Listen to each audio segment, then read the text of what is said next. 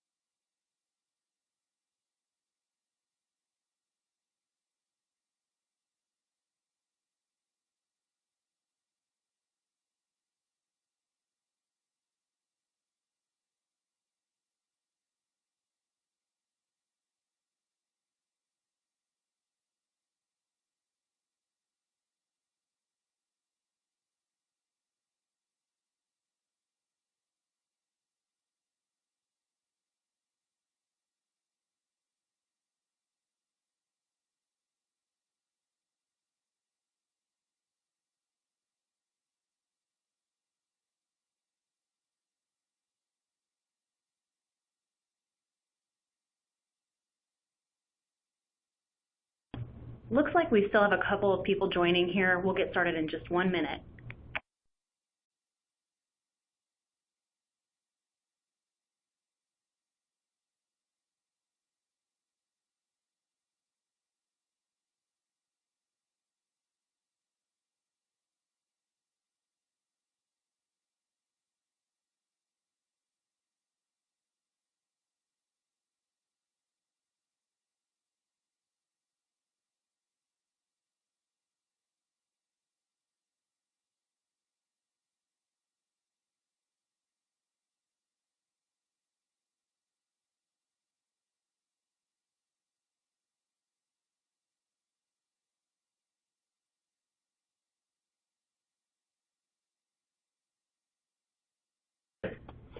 Good morning, and thank you for joining us for our webinar covering what's new with PCI 3.2. I'm Jessica Stenclift, Marketing Manager for Accudata Systems, and I'm joined by our QSA team today. Brian DiPaolo leads our Strategic Services practice. As a QSA, Brian has been helping Accudata clients with strategic decision-making to improve their IT processes for more than 16 years. Today, our QSA Open Forum will be led by Tim Sills, Josh Berry, and Anton Abaya, all PCI enthusiasts and ready to help you navigate the elusive PCI terrain. Accudata has been a QSA for more than a decade and has performed over 30 PCI DSS assessments in the past 12 months. We currently have 10 QSAs on staff with an average tenure at Accudata of 6 years. Finally, over the past 5 years, Accudata has a 92% client retention rate. We have achieved this milestone in part because we're not just a QSA. We have 8 technology and strategic consulting practice areas that bring a truly holistic approach to every client engagement and help IT keep a business-first mindset. At this point, I'll turn it over to Brian to kick things off. Thanks again for joining our PCI 3.2 webinar. Again, my name is Brian DiPaolo, and I manage our PCI practice here at Accudata. We have a great agenda today, comprised of some of the following items. So what you need to know about PCI 3.2 and really where it fits in with the evolution of the various versions of PCI over the years. Changes to prepare for in 2018, really there is a limited number of changes, but they are significant and require effort as you want to be compliant in 2018. And you'll notice a number of these changes are going to be targeting service providers. But even as a merchant, you're going to want to pay close attention to these because you want to ensure that your service providers have a plan to address these requirements since your compliance does depend on theirs. We are going to spend some time talking about PCI scope and segmentation, and really this is tied back to a pretty big release of a guidance document back in December of 2016, and this will be definitely something you want to pay attention to and how it will impact your organization. And then finally, again, we will finish with a question and answer session with our senior QSAs.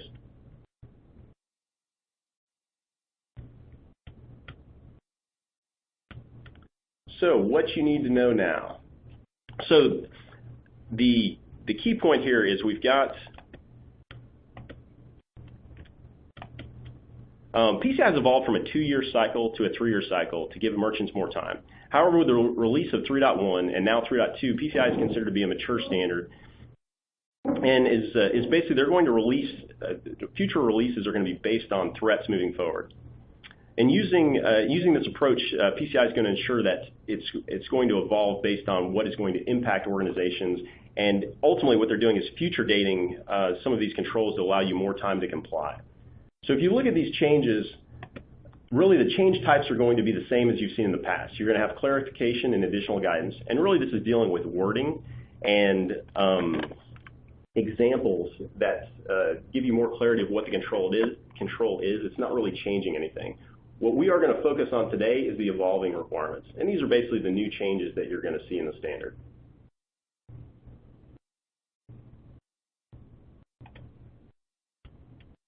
So let's start with SSL remediation and TLS remediation. So this requirement officially denotes transport encryption protocols SSL and TLS 2.0 are deprecated.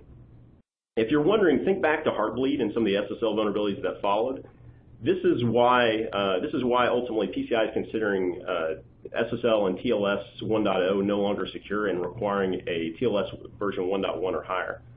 So what does this really mean? So if you look at these controls, so we mentioned 2.3. So 2.3 is focused on administrative access, and the intent of that control is really to protect administrative access. If you look at 4.1, 4.1 is focused on transport encryption over public networks. So think about your e-commerce environments. So ultimately, based on the deprecated use of these protocols, we want to further protect the environment using strong protocols that can't be compromised. So at this time, I want to do a quick poll. If we could just take about 10 seconds to respond back if you are currently using an SSL, and we'll see what the response is.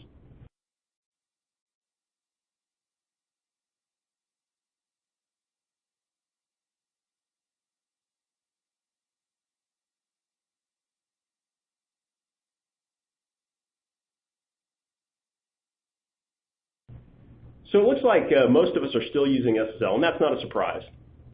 So if you look at, so let me flip back over here to the recommendations. So if you look at recommendations, ultimately look at both merchants and service providers. Merchants have a requirement to complete this by the end of 2018. And service providers have a requirement to complete this, or should have completed this by July 2016. So let's give you the background on this. This originated in 2015 with version 3.1. So basically the requirement was that all merchants and service providers were compliant by July 2016. Based on a lot of pushback from the merchants, this was delayed in 3.2 to allow merchants more time. Service providers kept the same date, and the idea behind this is that these service providers, ultimately, they don't have to be fully compliant. They just have to have an offering that meets that compliance that they can move their merchants to. And in doing so, the idea here is service providers obviously impact a lot more merchants because they depend on them. And so we're keeping the service provider date at that time, and then merchants will have more time. And now that we have more time for the merchants, the good news is ultimately, really the recommendation is to wait for those platform updates. Now you have until mid-year 2018, and ultimately most of those platform and application updates should be compliant with TLS 1.1 at that time. If they're not, you still have other options. So one of those options would be a reverse proxy. So think of placing a reverse proxy in front of your e-commerce server. That's where the encryption connection would terminate, and it would maintain a TLS 1.1 or higher connection. And then on the back end, once it's on your network, either in the clear or still using the native SSL, I can talk to the web server using that connection between the SSL proxy and the web server. If you look at 2.3 as an example, because the intent there is to protect remote or administrative access, and specifically the transmission of passwords from being compromised in the clear, what you're ultimately going to do now is if you use something like multi-factor authentication for those authentications, so think of it as logging into your firewall. If you log into your firewall through a web interface, and that's SSL today, if you used multi-factor authentication, because that's a one-time password, if that password's compromised, it's still a non-issue and it meets the intent of the control. Lastly, I'd like to just point out the structure of these slides because we'll be following this as we move forward. The slides, obviously we've already talked about if it's applicable to a merchant or service provider and what the effective date is. You'll also notice at the bottom some graphics, and really what I'm highlighting is people, processing, technology, and really where the key remediation requirements are around that specific requirement. In this case, technology is specifically how we're going to remediate these items. In terms of timeline, what I'm showing there is I'm estimating this is about 1 to 2 months worth of effort specific to this control. This is obviously very specific to your organization and how it would impact your organization, but this is really kind of showing relative effort as you look at control to control. And ultimately in this scenario, if you look at SSL remediation, depending on how widespread this is in your environment, this is going to take time for you to assess what it's applicable to, identify an architecture or the changes required, and then roll those out.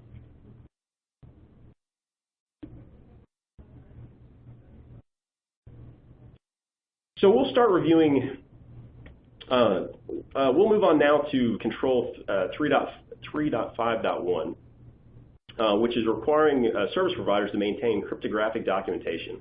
Now this seems like common sense, but this has never been a formal control. Encryption in its simplest form is applying a key to an algorithm to scramble data. But what happens when that key is compromised or a system that stores that key is compromised? It's really critical to maintain an accurate picture of what your cryptographic architecture looks like so you're able to respond to these incidents and these breaches. So if you look at service providers, service providers impact many merchants, and in doing so, that's why they're a key focus.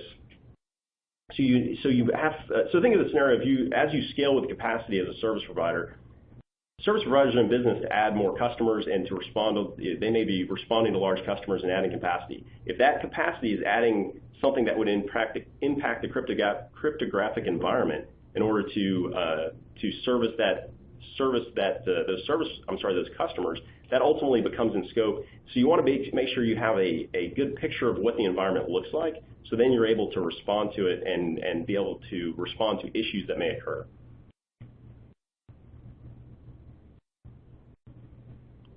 So if you look at recommendations, all this is really requiring is that you add documentation. So treat this no different than your network diagrams. So ultimately you want to make sure that you're maintaining this documentation and keeping it updated. And I mentioned here add to your 6.4.6 PCI checklist. We're about to talk about that, but ultimately this comes down to maintaining this as part of your change management process. And I'll mention this quite a few times throughout the presentation, is leveraging governance, risk, and compliance, or a GRC solution. A lot of service providers utilize these types of solutions because it allows you to do a workflow to make sure the evidence is in one place, as well as creating tasks and accountability associated with those workflows. Lastly, I'll just mention again, this is really, in terms of this is a process change, and we're saying it should take less than a month because obviously once you create that document, you're just maintaining it. So you're going to make changes aligned with your change management process, so the effort should be pretty low.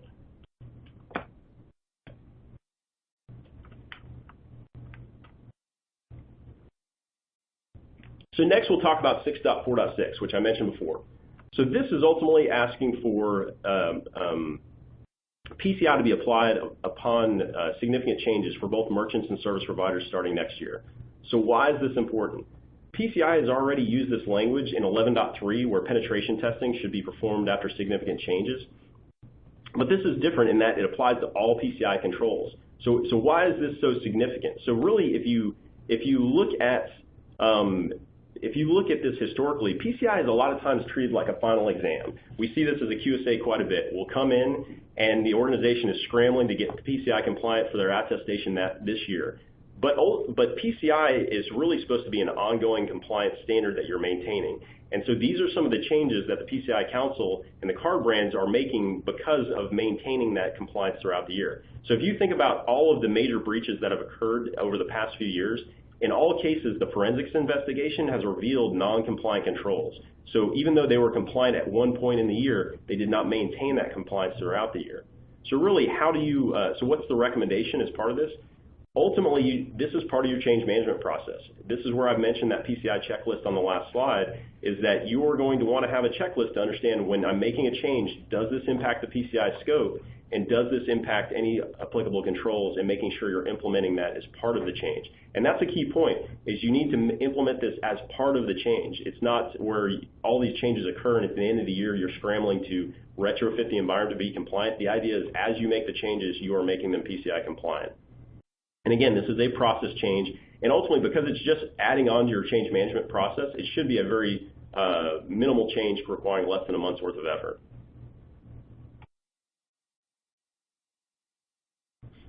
So multi-factor authentication. This is a big deal. I want to spend a little bit of time on this one. So today what's required is multi-factor authentication is required from untrusted networks, meaning that if I'm coming from a third party or if I'm coming over the internet, I must provide that multi-factor or two-factor authentication into my network. Now the requirement has changed in that I need to provide multi-factor authentication just accessing the CDE. So what I mean by that is if I'm sitting in the network today, with the controls as they are today, I can log into that environment with password authentication and not two-factor authentication. This is now going to require that all access to the CDE, meaning let me clarify, all non-console privileged access to the CDE actually has to be use multi-factor authentication.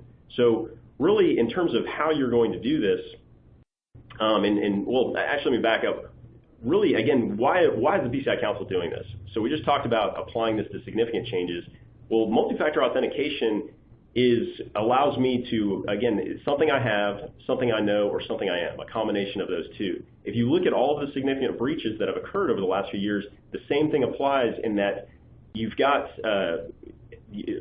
privileged access is used at some point in the breach. So even if you have malware coming in the environment through a phishing attack, at some point privileged access is acquired and then is used by the attacker to move freely in the environment. So ultimately, this is how the PCI Council and the card brands are trying to mitigate this risk. So if you look at recommendations, so how are you going to do this? So does this mean that I have to multi-factor authenticate into every single box in my cardholder data environment? Well, that is an option, but it's not ideal, and we would not recommend it, right? Especially if you have a large cardholder data environment. So ultimately, assuming you have some sort of segmentation around your cardholder data environment, and as a reminder, what the cardholder data environment is where the card data lives.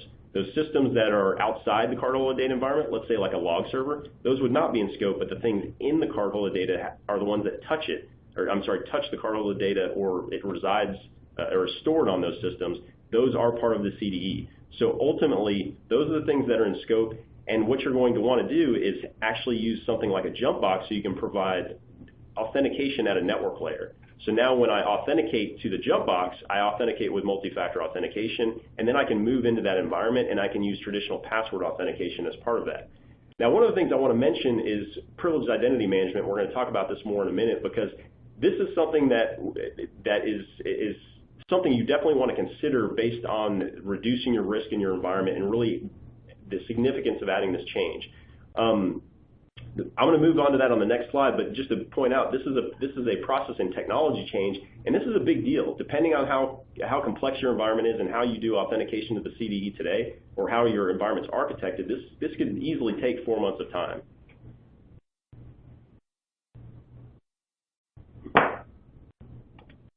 So if we look,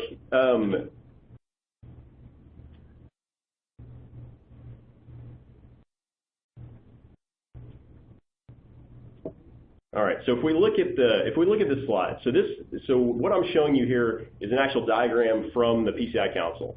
If you look in the upper right-hand corner, they're showing you the CDE, the cardholder data environment. And then if you look at that shared services segment that they're showing an example of, that includes those systems that sometimes we refer to as side scope systems or tier 2 systems that are in scope of PCI, but they're not part of the CDE. They're providing support or control to the environment, like a log server or a patching server, or an administrative workstation connecting directly. So what I'm going to want to do is now add two-factor authentication. So what this is showing is the jump box. So now I would access this jump box, and if I multi-factor authenticate at that jump box, again, something I have, something I know, this is going to allow me in the environment and I can use password authentication. But here's the challenge with that approach. So it will be compliant, but it's really the challenge now is you are adding another layer of complexity to monitoring the environment. And I'm bringing in the idea of privileged identity management purely because it reduces risks, it reduces the risk as well as it adds efficiency in how you manage the environment. So think of it this way: if you, in a traditional jump box environment, now I still have to give out the passwords, so I'm still going to have to maintain users for each of the environments, each of the systems in the CDE. And think about third parties. I'm going to have to give them access with actual passwords to the environment. Obviously, I can control those accounts and disable them when needed. But they will have access to the actual accounts and passwords. If I use something like a privileged identity management solution, and I'm highlighting CyberArk here because we've had some success using this architecture with them, is now I'm logging in, and think of it like a Citrix server or a terminal services system where now I log in and it automatically logs me into the system, never reveals to me the password, and it monitors all my activity. Even from a video standpoint, I can actually see the activity as I move around that environment. And now I can maintain still a single account on all those systems that is managed by the CyberArk or the privileged identity management system, so that way I still have accountability and I have the ability to do that real-time recording of everything I'm doing and even go back and search that to say, okay, show me when this command or what commands were issued, or search for specific commands that were issued as part of that access. So this is definitely something you want to consider depending on your environment and its complexity, if this will add efficiencies and also reduce risk by using a privileged identity management type solution.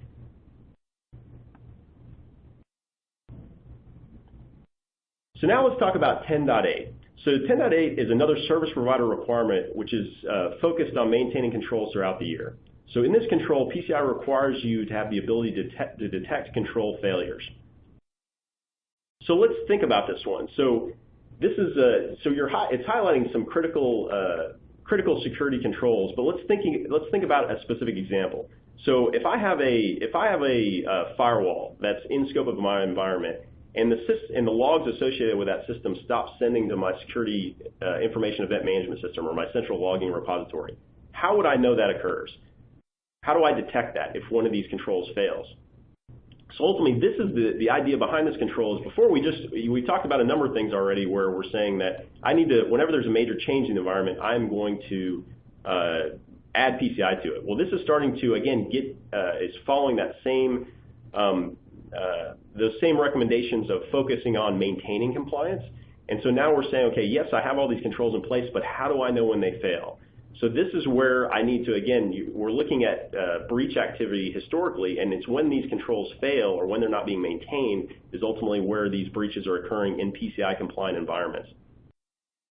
So another thing to point out here is it mentions that I need to make I need to detect these things in a timely manner. So what does timely mean? It's not being defined. So let's use the logging example again. So other controls that depend on getting those logs are things like daily log review. So as part of PCI, I have a control that says I need to perform daily log review. And if I am not receiving those logs daily, then I would potentially impact that control. So how you're going to define timely is looking at the other controls that are impacted by a control failure and determining what is the appropriate time. So in this case, I would say you want to be able to detect those log failures within 1 day.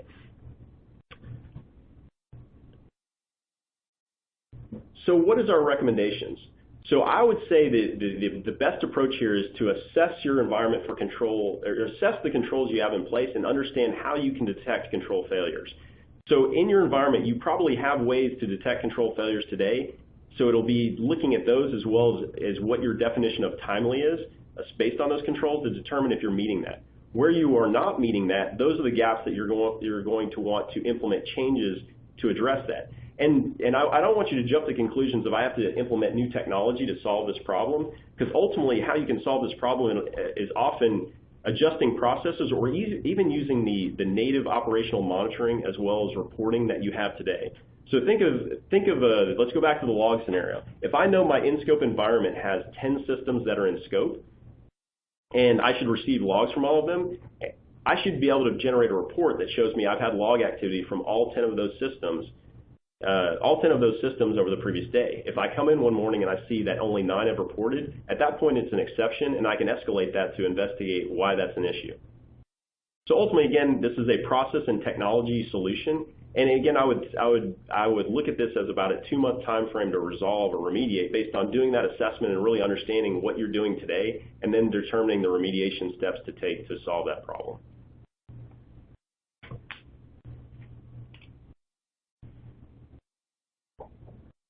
All right, so let's move on to 11.3.4.1. So that's a little bit of a mouthful, but let's talk about what this applies to. So here's another service provider requirement focused on penetration testing. So penetration testing already includes a requirement for testing annually as well as after significant changes. But let's be honest in that testing after significant changes is not consistent. As a QSA, we see that across the board with a lot of our customers.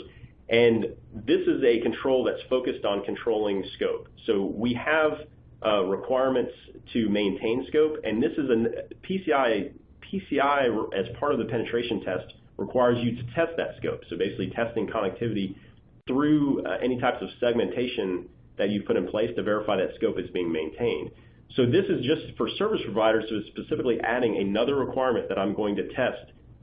I am going to test twice a year instead of once a year to make sure that scope is maintained. And really, again, service providers have, in some cases, more change because they're responding to customer requirements and customer growth and capacity. And so as systems are added that affect scope, this is going to catch those things and make sure you're maintaining that segmentation properly. So in terms of the recommendation, this is pretty straightforward. It's part of your change management PCI checklist. You are going to want to verify that, hey, will this impact scope? If it does, this needs to be considered as part of your segmentation testing specific to service providers. And also just make sure you're maintaining scope and segmentation documentation. And again, I'll mention the GRC solution in terms of maintaining those tasks and making sure you're getting notified that it's been 6 months, it's time to do another segmentation test. This is a process change, and ultimately this is the effort here is pretty low because ultimately you're just adding it to your task list of things to do on a biannual basis.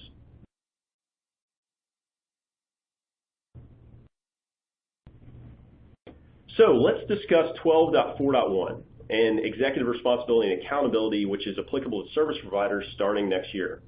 For those of you who are familiar with Sarbanes-Oxley, this is the most high-profile compliance regulation that requires a C-level sign-off, and this has been in place for some time. If you look at PCI today, PCI already requires that the attestation of compliance as well as the self-assessment questionnaire is signed off by an executive officer. Now, what PCI is asking for now with this formal control is that you actually put a program in place that is created and documented to facilitate executive responsibility, and it includes proper communications to your executives. What's interesting about this is if you really think about this, this is ensuring that executives are accountable and legally liable when you look at the intent of this control. So I would say if you're an executive on the phone today and listening to this and you have PCI compliance requirements, this is putting more accountability on you. This today is only focused on service providers, but I would be very surprised if this is not moved into the merchant requirements and future revisions of the PCI DSS. So I'd say in terms of recommendations, building the process should be pretty low effort. And again, Accudata, as an example, we try to build a PCI library of templates and samples for our customers to use when they engage us for services. This is something we don't have in place yet for this control, but it will be something we produce to help our customers. But in this scenario, what I'd say is whatever you create, if you're not the executive, make sure that you are working with your executive team to get their sign-off on the process. The last thing you want to do is build a process that they don't agree with. So that I would say is the critical piece of this control.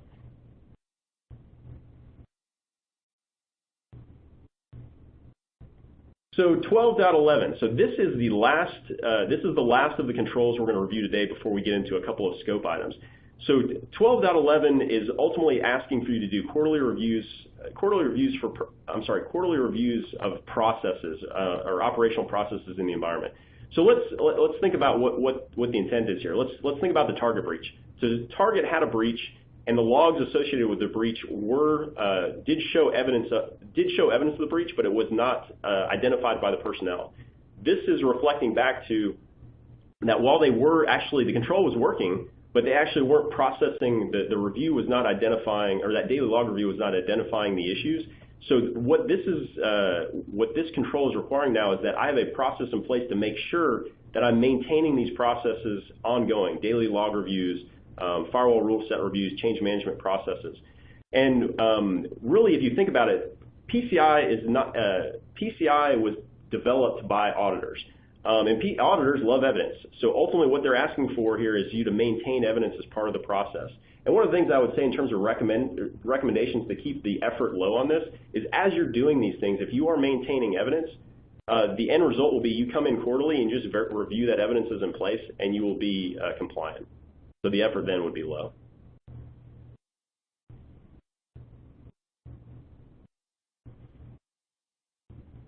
So we're going to move on now and talk a little bit about some scope items. So with the release of SAQA for PCI 3.2, additional clarification was provided around scope of web servers in a redirect and iFrame scenario. So think of this. Most of you are familiar with going to a website and paying, going to a checkout and then maybe getting redirected, right? PayPal is a very common scenario where you would be redirected to a PayPal website for the payment, but so none of the card data ever touches my web server. So historically in these cases, my web server was not in scope. Ironically, where PCI DSS has been very strict in the past in terms of defining scope and controls, this is something that as a QSA has always intrigued us where if you think about it, if I can compromise your web server, I can redirect you to anywhere I want you to go or ultimately redirect you through something that I can then harvest the card data. So we've always looked at it as it really should be in scope, but it's not been required. What PCI has identified now with this SAQ, as well as they updated this in an FAQ late in 2016, and actually a best practice document that was released just last month for securing e-commerce, this is basically highlighting now that the web server is in scope. But the good news is it's not in scope fully as a normal system would be required against all controls. They've identified a handful of controls for requirement 2 and 8 that are focused on changing vendor defaults, as well as making sure user accounts are not shared accounts, and password controls are in place.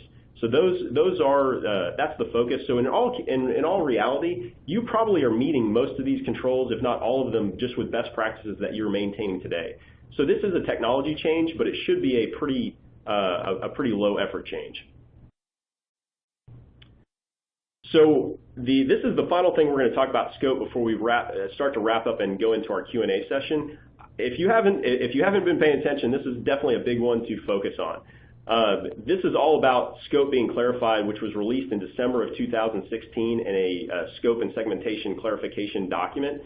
This is a very big deal. The PCI Council, or the PCI DSS has been in place now for over 10 years, and we have never received, as a QSA or as a merchant or a service provider, we've never received any specific guidance on scenarios. They've always steered away from that, and they've defined it with just a couple of sentences in the PCI DSS document itself. Ultimately, what we're showing here is, if you look at this picture, what we have done in the past is you have the CDE, and then you'll see that jump box that has access to the CDE. All of those things were in scope, but in the past, that admin workstation in the bottom right-hand corner that's been part of the corporate LAN was not part of the scope. What we would do is actually have them do two-factor authentication to the jump box, and as a result, that was no longer part of the PCI scope. Now, today, that is actually being required as part of the PCI scope, which, depending on your environment, is a very big deal. We've already polled some of our customers and received some very unfriendly responses about this requirement. So really what we're recommending is really the big impact is if you have this scenario where you have a lot of workstations, again, think of it as an environment where you have a third party, or maybe you have 50 plus workstations accessing the environment that now you're going to have to pull into scope that meet this scenario. Ultimately, the non-administrative workstations, the log servers and so on, nothing changes there. That admin workstation that connects directly to the CDE, nothing changes. But the admin workstations connecting through that jump box are now in scope. We do not have we don't have an answer today, but we are absolutely looking for options to figure out how we can get the administrative workstation out of scope. And things we're looking at is limiting access to just screen sharing and keystrokes, or even posture checking of the administrative workstation for that connectivity, because we have a lot of scenarios we know of just working with customers over the years where this will be a very big impact. And as long as we can find a way to meet the intent and reduce the risk, we're actually collaborating with the card brands as well as other QSAs to find a good solution that will help our customers. I'll mention this real quick. This is a appendix that is listed in the Appendix 3 of the PCI DSS. This is really highlighting an additional 30 controls that what we've seen over the years is certain organizations like issuers or organizations that have had multiple breaches have had additional controls thrust upon them. In this scenario, PCI, that's always been a one-off handled by the card brands because they own enforcement. Now the PCI DSS includes an actual list of these controls, and it gives a way to standardize that approach for the card brands. My feedback to you on this one is you shouldn't have to worry about it. I have not seen a single customer yet that has been asked for these specific requirements, but it's not in here for fun. They put this in here for a reason, and ultimately it's going to be driven by breach activity in most cases. So don't give the card brands a reason to enforce this on you, but I just want you to be aware of that it is out there. So let's talk about conclusions. Encryption and privileged access are key controls. Privileged access in particular, because of breaches, because it always being part of a breach is a key focus with the 8.3 multi-factor authentication requirement. Service providers are held accountable sooner and to a higher standard. Again, service providers, because they aggregate so many merchants, have a higher impact and are a higher risk, and therefore the standard is putting a great focus on it. But as a merchant, make sure that you are making sure your service providers have a plan to meet these requirements on your behalf. PCI DSS has matured beyond a point-in-time verification. I think that's pretty clear based on all these controls. There's a lot of ongoing things that we have to do to maintain compliance. Business and executive accountability. Again, if you're an executive, you want to pay close attention to this to make sure that you are comfortable with what you're signing off on for PCI compliance. And then lastly, importance of PCI segmentation. PCI scope has always been very important, but ultimately some of these clarifications we just received as of December are a very big deal.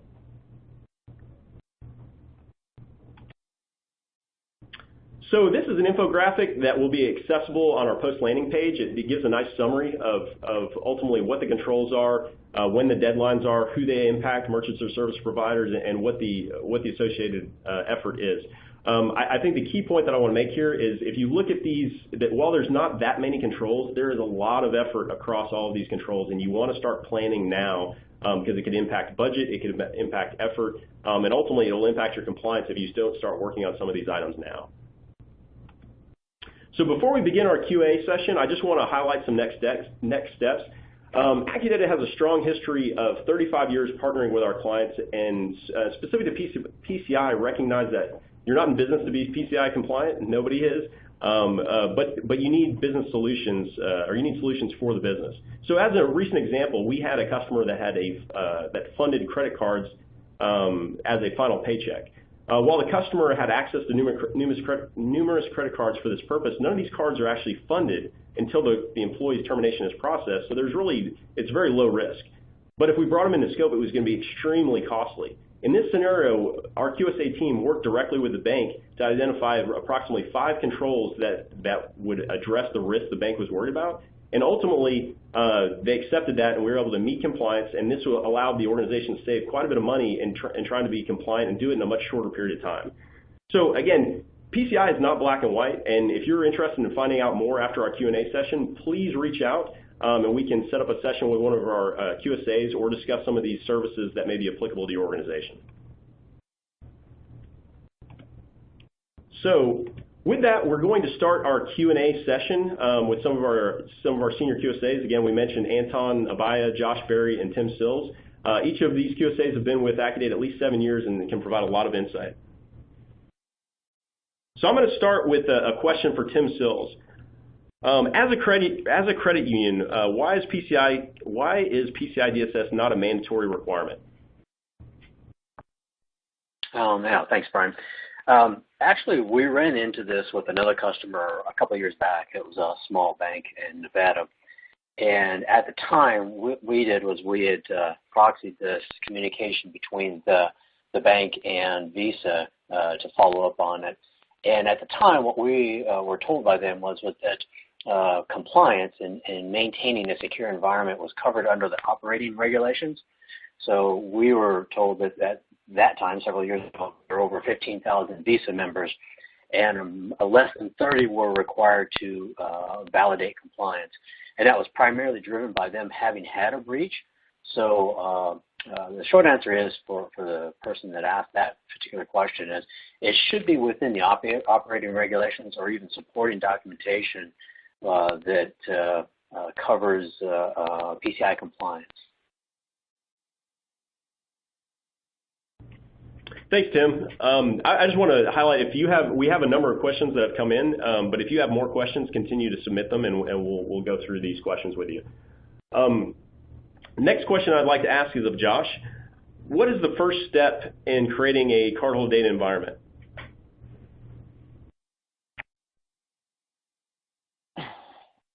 The first step is there's several initial actions you can take, but the first step is to inventory your environment and identify the systems used to store, process, or transmit cardholder data, or those that require connectivity to those cardholder data systems, because you can't protect what you don't know you have.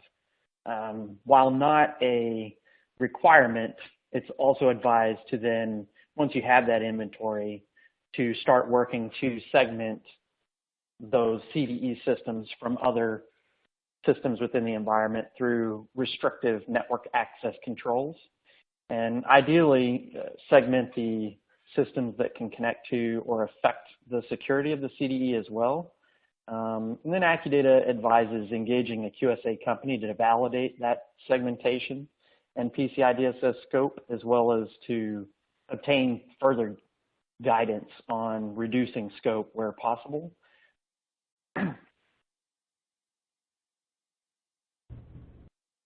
Thanks, Josh.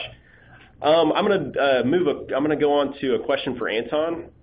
Anton, if I decide to bring a workstation connecting into the jump box in scope, what requirements need to be met, and does the scope stop there? That's a great question, Brian. I can tell you that a lot of customers have been asking us that same question as well. When you're connecting through a jump box, having two-factor authentication prior to connecting to, or as you're connecting to the jump box, is obviously something that you'd want to see in place.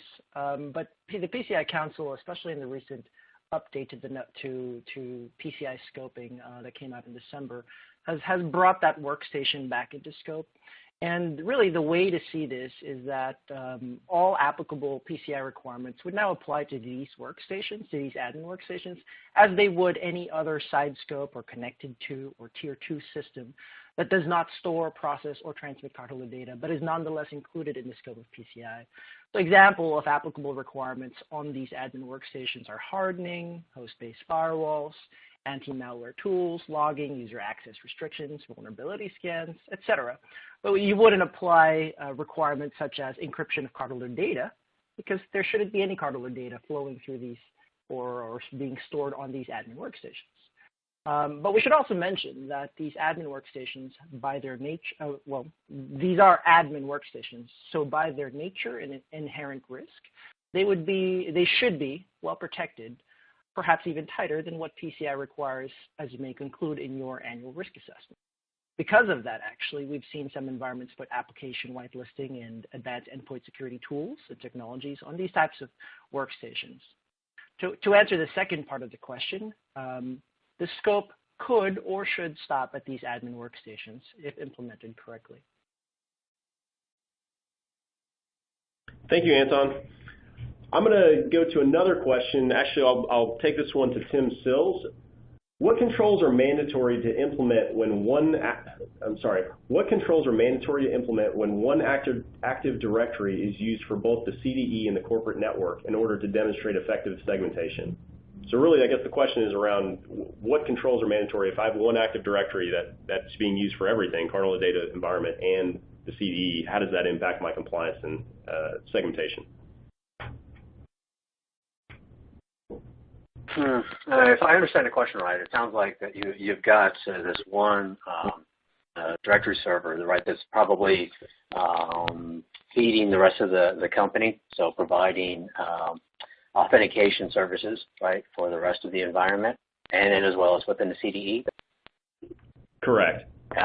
Yeah, so with that said, yeah, so normally when we run into that scenario, right, we recognize, and we take a very pragmatic approach to this. So we try to recognize that, we try to apply the controls in a meaningful sense, right, so that it's not just lock everything up and throw away the keys. So with that said, what we're going to look for there is that from a CDE perspective, you're allowing communications into it from that particular system for authentication purposes, right? So we're locking it down. We're looking at the firewall rule set and the ACLs. And as well as that system itself becomes what we'll typically call like a side scope, in-scope server. And so it has a level of controls applied to that to lock it down. So it's being routinely scanned. It has strong password controls on it itself, right? It's being patched and maintained. But on the other hand, too, right, that we do allow other users within the company to be able to access to that, right, for authentication purposes. But the key here is making sure that ACLs are in place that are still going to limit communications into the CDE. And so we're going to limit and restrict it on an IP basis and on a port basis between the AD server and within the CDE. I hope that answers the question. Thanks, Tim. So we'll go to one more question to keep on time. I'm going to take this question to Anton. So for 8.3, multi-factor authentication, what about system integrations between shared services and the CDE? Is the requirement only around people accessing the CDE? That's a really good question, and I can tell you that I actually asked that same question directly to the PCI Council in an open mic session at the PCI conference, at the last PCI conference. There was a lot of discussion on what the multi-factor authentication requirement was going to apply to, and this was actually one of the favorite questions, asked by the audience. And I can tell you that the answer is directly from the PCI Council is that they really did want to apply multi-factor authentication to shared services or servers that don't store, process, or transmit credit cards, but are in scope nonetheless because they're important or they perform some sort of security function to the CDE. And their answer was that if they were to apply it to those types of systems, it would be very difficult for the industry to meet that standard, in a short amount of time. So they recognized that, and so they really just applied it to just the CDE. And this is obviously supported by past data breaches that have occurred that they have visibility into, and they felt that applying this only to the CDE would probably kind of lower the risk of some of these data breaches occurring.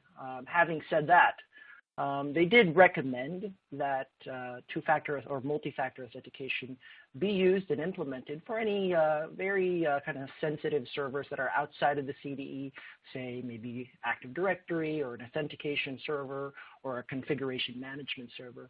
So to answer the question, today it's really just best practice, but it is not formally a requirement just yet. It may very well be in the years to come. Thanks for the clarification, Anton. So at this time, that concludes our QSA Open Forum.